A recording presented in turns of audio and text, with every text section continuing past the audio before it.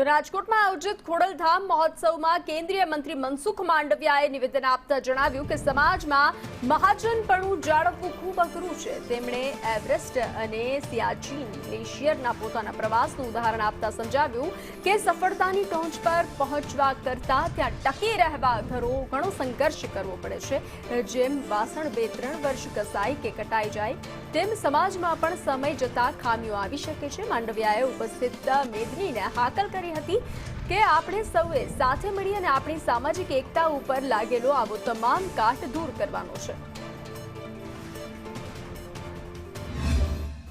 કે આપણે મહાજન તો બની ગયા, પરંતુ આ મહાજનપણું આ સમાજ માટે જળવાઈ રહે, મહાજનપણું જાળવવું બહુ અઘરું છે ભાઈ।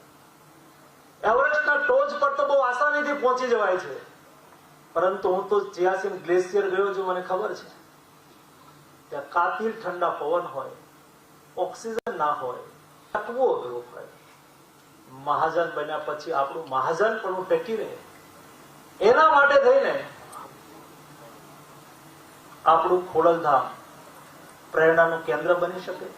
તમારી મારી સૌની જવાબદારી છે કે આ ખોડલધામમાંથી નીકળેલી પ્રેરણા આપણને આપણું મહાજનપણું